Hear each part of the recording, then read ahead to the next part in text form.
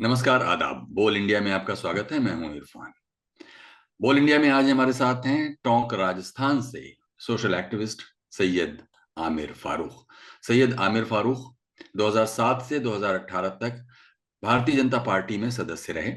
2013 से 2017 तक वो अल्पसंख्यक मोर्चे के जिला अध्यक्ष रहे। वो और भी कई समितियों के सदस्य रहे, लेकिन 2014 के बाद जो हालात मुसलमानों की भाजपा शासन में रहे, उससे उनके दिल में असंतोष पैदा हुआ और उन्होंने बीजेपी छोड़कर कांग्रेस की मेंबरशिप ले ली। फिलहाल वो किसी पद पर नहीं है और एक आम नागरिक की तरह टोंक की जनता के हित में काम करना पसंद करते हैं। इसलिए वो पार्टी लाइन के खिलाफ भी अगर जाना पड़े तो उन्हें कभी कोई गुरेज नहीं होगा। उन्होंने भारत जोड़ो यात्रा में राजस्थान में हिस्सा लेकर 300 किलोमीटर की यात्रा की है। टोंक में पार्टी कार्यकर्ता से ज्यादा उनकी सामाजिक कार्यकर्ता और आरटीआई एक्टिविस्ट के तौर पर पहचान है। उन्होंने 2013 में टोंक में चल रहे अल्पसंख्यक छात्रवृत्ति घोटाले का खुलासा किया था, जिसमें 1 करोड़ से ज्यादा का घोटाला पकड़ा गया था। बहुत बहुत स्वागत है सैयद आमिर फारूक। शुक्रिया सर। बताइए कि ये जो अशोक गहलोत की सरकार है, वो मुसलमानों पर कितना भरोसा करती है? मुसलमानों पर भरोसा करती है क्योंकि कांग्रेस की जो बेस लाइन है वो मुस्लिम। कांग्रेस का एक जो पर्टिकुलर वोट बैंक मिल रहा है वो कांग्रेस में मुस्लिम वोट बैंक है। 2018-19 के चुनाव के अंदर लगभग इंडिया में 12 करोड़ वोट जो कांग्रेस को मिले थे, उसमें से बहुत बड़ी तादाद मुस्लिम वोट बैंक की रही। तो इसलिए कांग्रेस सरकार के जो बेस है वो तो मुस्लिम वोट बैंक ही है। इसलिए सब अभी आज की तारीख में जो पहले कांग्रेस का वोट बैंक हुआ करता था, एससी, ओबीसी और मुस्लिम, उसमें जो इस टाइम कांग्रेस के पास सबसे ज्यादा रिलायबल वोट बैंक है वो मुस्लिम का ही रहा है। बाकी ओबीसी और एससी के अंदर जो है बंटवारा हुआ है, जिसकी वजह से ही कांग्रेस का डाउनफॉल शुरू हुआ। ये जो अपनी इमेज है कांग्रेस की कि वो एक मुस्लिम दोस्त, मुस्लिम फ्रेंडली एक इमेज, उसको बेहतर बनाने के लिए कांग्रेस क्या कर रही है आपके हिसाब से? देखिए, कांग्रेस की शासन के अंदर एक सुरक्षा की भावना पैदा होती है, वो चाहे से कहीं पर भी हो, चाहे कर्नाटक में हो या राजस्थान में हो। पिछले 5 साल के अंदर राजस्थान के अंदर मुस्लिम्स को ये प्रोटेक्शन मिला है कि वो एक अच्छे माहौल के अंदर वो रह रहे हैं। एनआरसी का मुद्दा हो या कोई भी हो, यहाँ राजस्थान में केसेस दर्ज नहीं किए गए। बाकी आप अगर यूपी का मामला लें या मध्य प्रदेश में लें, तो जिस तरीके से यूपी में बीजेपी सरकार ने दमनकारी नीति अपनाई, मुसलमानों के विरुद्ध, महिलाओं के विरुद्ध जेल में डाला, उनके खिलाफ केसेस लगाए, इस तरह की घटनाएं यहाँ नहीं हुई। यहाँ शांतिपूर्ण तरीके से मुसलमानों ने एनआरसी का विरोध किया, प्रोटेस्ट किया और उनको एक सुरक्षा की भावना पैदा हुई। तो यहाँ मुसलमानों को ऐसा नहीं लगता कि उनके खिलाफ या जो एक सरकारी प्रोपेगेंडा चल रहा है कि आप ये मान के चले 22-23 करोड़ मुसलमान हैं इंडिया के अंदर, और उनको नाम लेकर बीजेपी पूरे हिंदू समाज को डराती रहती है, तुष्टीकरण का आरोप लगाती रहती है। ये सारी एक चुनावी जो बीजेपी की हथकंडे कह सकते हैं आप, वो अपनाती है। इस चीज को लेकर राजस्थान के अंदर बड़ा सुकून है। 5 साल से हम लोग बड़े ही अच्छे माहौल के अंदर रह रहे हैं। यहाँ कोई दंगे फसाद या इस तरह की कुछ भी घटनाएं नहीं हो रही। आपने ये भी देखा होगा आमिर भाई कि दूसरे दूसरे कुछ कुछ स्टेट्स में ऐसा भी होता आया है पहले कि मुसलमानों के वोट लेकर जो कांग्रेस के उम्मीदवार जीत जाते हैं, वो फिर बाद में बीजेपी में या कहीं शामिल हो जाते हैं। तो ये जो हालात हैं, ये ना हो राजस्थान में, तो इसके लिए कांग्रेस के पास कुछ मैनेजमेंट कंट्रोल का कोई सिस्टम, कोई उसके बारे में सोचा है कि भाई वोट तो लिया मुसलमानों से और जीत गए और उसके बाद बीजेपी में चले गए? देखिए, मुसलमानों से ही वोट नहीं, वो कांग्रेस के नाम पर वोट आता है। जो भी वोट आता है वो उस कैंडिडेट के पास जो वोट आता है वो मुसलमान के नाम पर, या मुसलमान का वोट नहीं आता, उसको कांग्रेस के नाम पर वोट मिलता है। और वो अपनी विचारधारा से समझौता करके, खासतौर से देखा गया है कि वही लोग जाते हैं जिन्होंने कोई पुराने घोटाले कर रखे, और उन घोटालों को ब्लैकमेल करके बीजेपी उनको तोड़ती है। चाहे से मध्य प्रदेश हो, महाराष्ट्र हो, कहीं पर भी हो। तो हम ये नहीं कह सकते कि भाई मुस्लिम वोट बैंक का वोट लेकर आप दूसरी पार्टी में जा रहे हो, वो कांग्रेस का वोट लेके वहां जा रहे हैं। तो एक, अब तो हम सेंटर से ये उम्मीद भी नहीं कर सकते कानून बनाएगी, क्योंकि सेंट्रल गवर्नमेंट के इशारे पर ये सारे हो रही है। जनता को अगली बार उनको ये देखना पड़ेगा कि ऐसे उम्मीदवारों को जीतने ही ना दे जिनके पीछे से कोई घोटाले हो या हो, ताकि उनको ब्लैकमेल का मौका मिले। अगर वो ब्लैकमेल नहीं होगा तो वो ऐसा कहीं जाएगा भी नहीं, वो विचारधारा से जुड़ा रहे।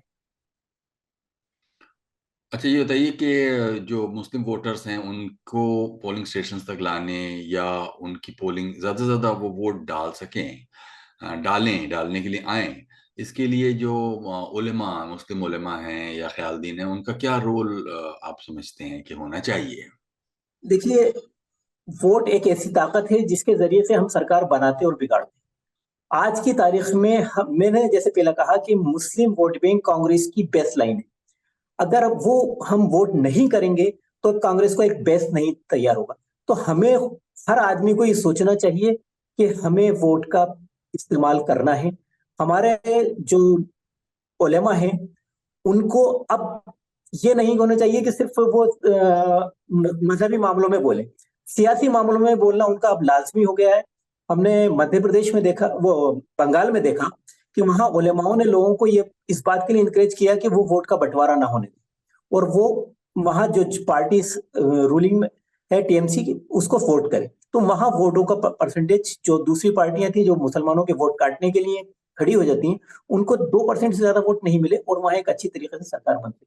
तो हमारे उलमाओं का ये जरूरी हो गया है, क्योंकि सबसे ज्यादा परेशानी अगर भाजपा सरकार आती है तो हमारे मदरसे को, हमारे आलिम दीन को होती है। भाजपा उनको टारगेट करती है, उनके लिए नए नए प्रोपोगंडे करती है, मंदिरों पे, मस्जिदों के ऊपर भाजपा शासन के अंदर पथराव होते हैं, सारी चीजें होती हैं। तो उलमाओं को अब घर बैठने का टाइम नहीं है। उनको, कौम को अवेयर करना पड़ेगा कि अगर कौम के अंदर लोग ये नहीं जा रहे, अवेयर नहीं है इस बात के लिए कि वोट डालें, तो वो जा जाकर घर से निकलें, मस्जिदों के अंदर ऐलान करें कि भाई आपको वोट करना है।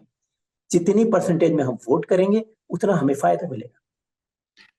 पसमानदा जो मुसलमान हैं उनके हालात में बेहतरी हो, उनकी जिंदगी थोड़ी बेहतर हो, उसके लिए कांग्रेस हुकूमत ने क्या किया है और उसके नतीजे क्या सामने आए हैं और इसका इन हालिया चुनावों पर क्या असर पड़ेगा?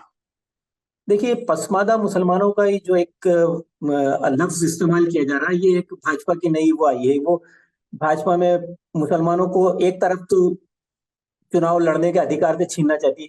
पूरे मध्य प्रदेश में, राजस्थान में और छत्तीसगढ़ में कहीं पर भी मुसलमानों को टिकट नहीं दे रही। यूपी में भी हमने देखा उसने टिकट नहीं दी। अब वो एक नया हथकंडा लेके आई है लोकसभा चुनाव से पहले, पसमानदा मुसलमानों। तो पसमानदा मुसलमान सभी पसमानदा है। हम ये नहीं कह रहे कि मुसलमान की स्थिति बहुत अच्छी बेहतर है। कुछ परसेंट में लोग बेहतर है, बाकी एजुकेशन के लेवल के ऊपर कांग्रेस सरकार में बहुत अच्छा काम रहा है। यहाँ मदरसा बोर्ड के अंदर, जो राजस्थान का मैं बात करूं, तो मदरसा बोर्ड को संवैधानिक दर्जा दे दिया। उसकी वजह से मदरसों को एक संवैधानिक दर्जा मिलने के बाद वहाँ एजुकेशन के लेवल के अंदर सुधार आएगा। वहाँ जो सुविधाएं सरकार की तरफ से उसके अंदर बढ़ोतरी की जा सकेगी, और एक सिस्टमेटिक तरीके से वो चलेगा। तो जो लोग, बच्चे गवर्नमेंट स्कूलों में नहीं जा सकते या प्राइवेट स्कूल में नहीं पढ़ सकते, वो मदरसों में पढ़ेंगे और बच्चों को अच्छी शिक्षा मिल सके। इसके अलावा जैसे छात्रवृत्ति वगैरह है, वो दी जा रही है सरकार की तरफ से। सरकार की तरफ से अभी राजस्थान में एक बहुत अच्छा कदम उठाया गया, इंग्लिश मीडियम स्कूल। उसके जरिए से मैं, आप ये देखेंगे कि खासतौर से मैं गाँव की बात करूं, गाँव के अंदर बहुत से प्राइवेट स्कूल थे। अब वहाँ गरीब जनता होती थी, वो प्राइवेट स्कूल में बच्चों को पढ़ाना पसंद करती थी, सिर्फ इसलिए कि वहाँ इंग्लिश मीडियम में पढ़ाई होती थी। अब जब वो बेहतर स्कूल गवर्नमेंट ने खोल दिए, तो वहाँ टीचर्स की भी क्वालिफिकेशन ज्यादा अच्छी है, अच्छे टीचर्स हैं, तो वहाँ काफी सुधार आ रहा है। जहाँ एक स्कूल गांव के अंदर 100 से 150 बच्चे पढ़ने आते थे गवर्नमेंट स्कूल में, आज वहाँ 250-300 बच्चे पढ़ने आते हैं। तो सरकार ने बहुत अच्छे काम कर रही है। और सरकार ने, एक सबसे बड़ी बात है, एक अच्छा माहौल पैदा किया है। आदमी टेंशन फ्री होकर रह रहा है, इस वजह से वो पढ़ाई पे भी ध्यान दे रहा है, वो अपने काम धंधे पे भी ध्यान दे रहा है। तो राजस्थान के अंदर सरकार बहुत अच्छा काम कर रही अगर हम आपसे ये पूछें कि राजस्थान में बीजेपी आनी चाहिए या कांग्रेस, तो जाहिर है कि आप कांग्रेस कहेंगे क्योंकि आप फिलहाल तो कांग्रेस पार्टी में ही हैं, लेकिन चूंकि आप बीजेपी में भी पहले रह चुके हैं, इस हिसाब से बताइए कि राजस्थान आ, जो कि इलेक्शन के लिए भी फौरन तैयार है, तो यहाँ बीजेपी इसके लिए बेहतर हो सकती है या कांग्रेस? है। देखिए, राजस्थान के अंदर जब तक वसुंधरा सरकार रही, तो वसुंधरा जी की एक अलग छवि थी। मुसलमान उनसे काफी जुड़े हुए थे, और उस टाइम पर यहाँ वो हालात नहीं थे जो कि आज यूपी के अंदर या मध्य प्रदेश में हमने देखे, लेकिन आज बीजेपी ने वसुंधरा जी को ही साइडलाइन कर दिया, उनके लोगों के टिकट काट दिए।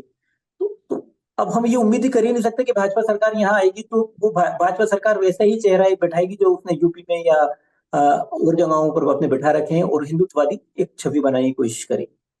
तो राजस्थान के अंदर तो कांग्रेस सरकार ही बेहतर, और कांग्रेस सरकार के आने से ये होगा कि जो अभी यहाँ योजनाएं चल रही हैं, जैसे चिरंजीवी योजना चल रही है, या ओपीएस के राजस्थान ने जो सबसे पहले लॉन्च करने वाला राज्य है राजस्थान, ये योजनाओं को कंटिन्यू कर पाएंगे।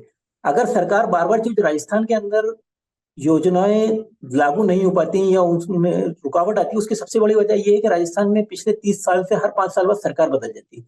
जब तक वो सरकार अपनी योजनाओं को धरातल पे लाती है 5 साल के अंदर, और उनको आगे बढ़ाने की, उनके फायदे लोगों तक पहुंचने का टाइम आता है, तो वो पता चलता है योजना ही बंद हो। तो राजस्थान में इस बार मुझे लग रहा है कि रिवाज बदलेगा और कांग्रेस सरकार ही रहेगी। राजस्थान का जो मुस्लिम वोटर है वो क्या सिर्फ इस बात पर कांग्रेस को वोट दे दे कि बीजेपी आ जाएगी, मतलब क्यों दे दे वोट कांग्रेस को? नहीं, कांग्रेस को सरकार को वोट इसलिए दे रहा है कि उसको सामाजिक सुरक्षा मिल रही है। यहाँ पर हमारे टोंक की बात करें तो 46,000 से ज्यादा लोगों को पेंशन मिल रही है, सामाजिक सुरक्षा पेंशन, विधवा पेंशन या वृद्धावस्था पेंशन। आप अंदाज लगाइए, राजस्थान टोंक में जब 46,000 मिल रही है, यहाँ की 50% आबादी मुस्लिम। तो हमें बड़ा, जो गरीब तबके के लोग हैं उनको लाभ मिला। एक हमारे पड़ोस में महिला थी, उनकी किसी वजह से पेंशन रुक रही थी, आ नहीं रही थी, बात करी तो उन्होंने, तो वो कहने लगे भैया मेरी पेंशन को तो करवा दे, मैं कैसे बच्ची को वो करूंगी। तो लोगों को एक जो योजनाओं का लाभ मिल रहा है, गरीब को मिल रहा है। जो हमारे एक दोस्त थे वो ये कहते थे, गांव के अंदर वो काम करते थे, कहने लगे यार जो 500 रुपए या 700 रुपए मिलते हैं ना, वो उस बूढ़े के लिए पूंजी होती है कि उसके नवासा नवासी निकाल के पैसे दे देता, तो वो उसको किसी की तरफ देखना नहीं पड़ रहा। तो ये गरीबों के लिए बहुत अच्छी योजना है। अशोक गहलोत सरकार ने लगातार जो योजनाएं चलाई है, सबसे बड़ी बात यह है कि पहले साल से उन्होंने इन योजनाओं को लागू किया। चिरंजीवी योजना का भी आप एक मैं वीडियो देख रहा था, हमारे यहाँ एक बाड़ा का गाँव है, वहां एक पत्रकार ने एक से पूछा कि भाई आप कांग्रेस को वोट क्यों करना चाहते हैं? मैं कांग्रेस को वोट यूं करना चाह रहा हूँ कि कांग्रेस सरकार ने हमें यह अधिकार दे दिया है कि हम खाली हाथ अस्पताल जाके खड़े हो जाएं और हमारे बीमार का इलाज हो जाए। हमें किसी की और की तरफ ये देखना नहीं पड़ेगा, ये बीमार हो गया तो लो पैसों का इंतजाम करो फिर अस्पताल चलो। तो आज 25 लाख तक का इलाज फ्री मिल रहा है, विधवाओं को, बूढ़ों को पेंशन मिल रही है। सबसे बड़ी बात यह है कि अभी जैसे गैस सिलेंडर के ऊपर जो स्मृति ईरानी जी सिलेंडर ले लेके प्रदर्शन करती थी, आज 11-20 रुपए का सिलेंडर, गरीब आदमी को 500 रुपए में राजस्थान सरकार दे। सरकार ने बहुत सारी योजनाएं लागू की हैं। आप इसकी बात करें पानी की और बिजली की, बिजली फ्री मिल रही है, तो किसानों को 2000 यूनिट बिजली फ्री मिल रही है। तो इन योजनाओं का लाभ मिल रहा है। अगर ये दूसरी सरकार आएगी तो जाहिर सी बात है वो इन योजनाओं को लागू नहीं करेगी, और जब वो नहीं करेगी तो उसका भार किस पे पड़ेगा? एक आम आदमी पे पड़ेगा। तो मुसलमान हो या कोई और हो, राजस्थान के अंदर सभी लोगों को ये लग रहा है कि हमें कांग्रेस को ही वोट देना है।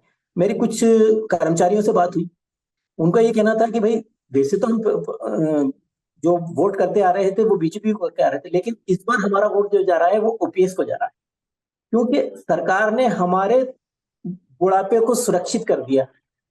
बीजेपी सरकार ने जो हमें वो दिया था उससे हमें वो लाभ नहीं मिल पा रहा। न्यू पेंशन स्कीम से हमारे पे सिक्योरिटी नहीं थी, क्योंकि शेयर मार्केट का हमें पता नहीं था कि हमें कितना उसका वो मिलेगा बैक। लेकिन सरकार ने पेंशन ओल्ड पेंशन स्कीम लागू करके हमें एक सामाजिक सुरक्षा प्रदान कर दी कि बुढ़ापे के अंदर हम सर्विस के बाद रिटायर होंगे तो हमें एक पेंशन तो मिलती रहेगी, हमारे कोई दिक्कत नहीं आएगी। तो इस सरकार की जो योजनाएं हैं उसको वोट करेगी जनता यहाँ पर, ना कि इसलिए कि बीजेपी आ जाएगी। बीजेपी सरकार क्या कर रही है?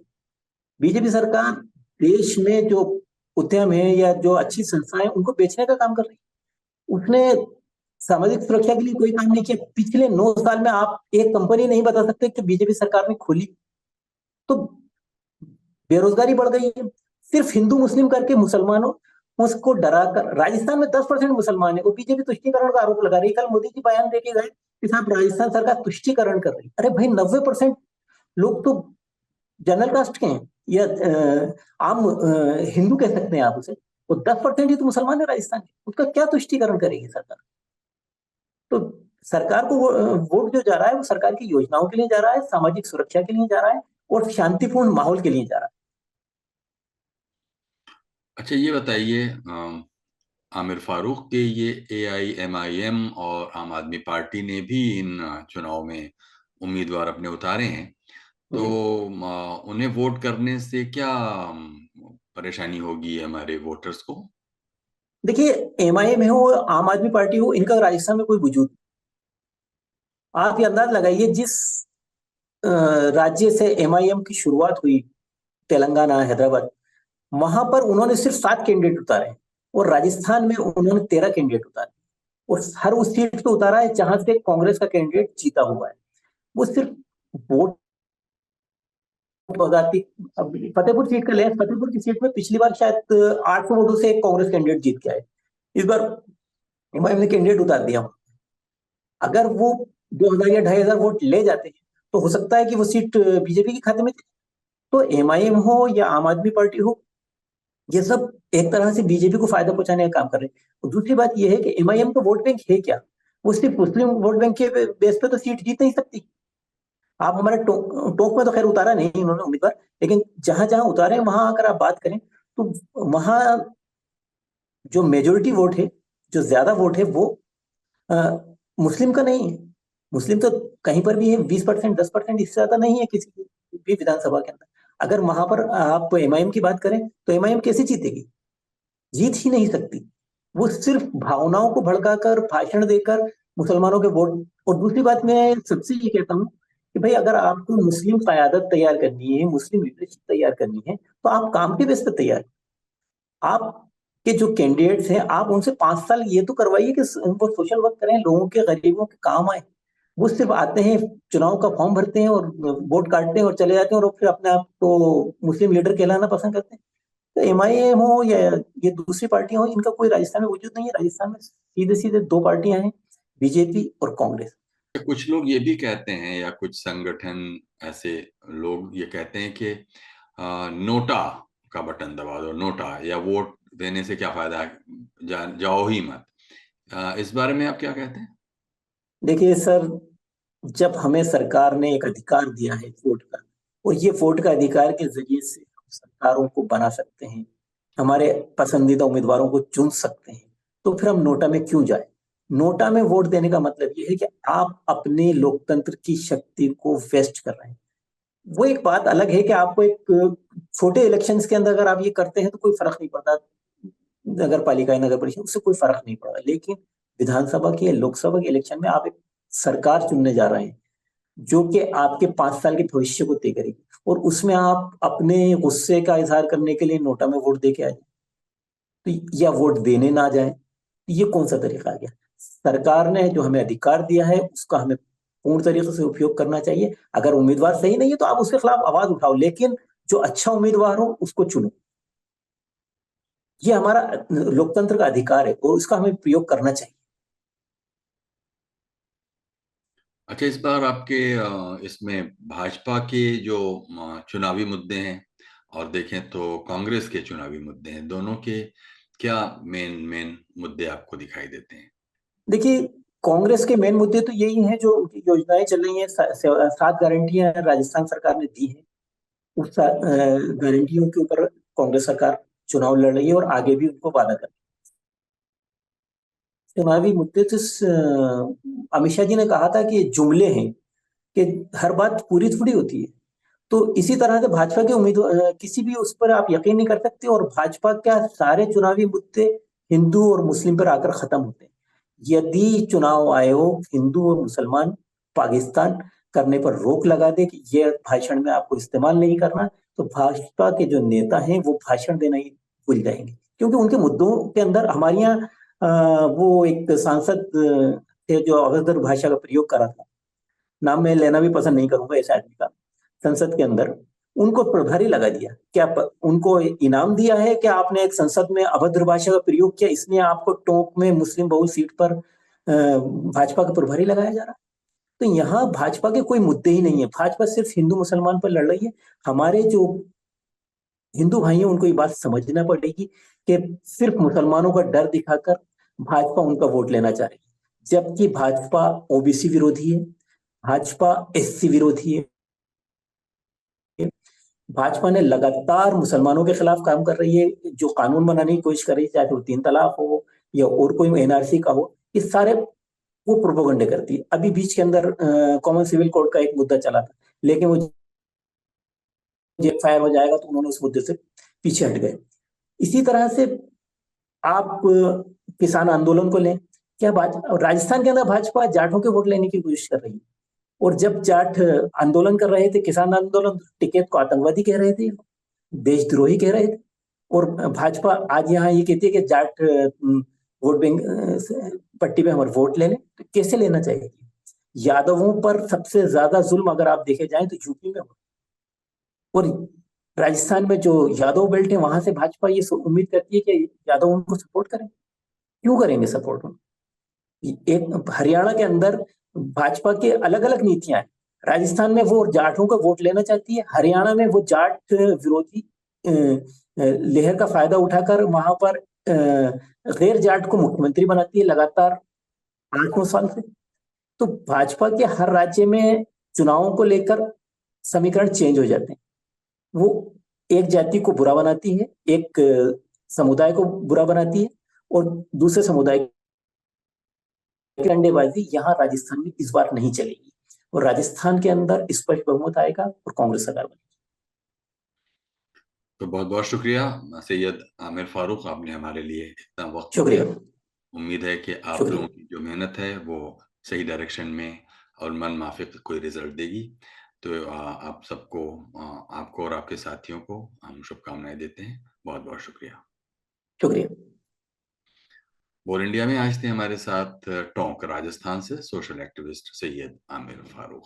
मिलेंगे अगले मेहमान के साथ बोल इंडिया में जल्द ही। देखते रहिए बोल इंडिया।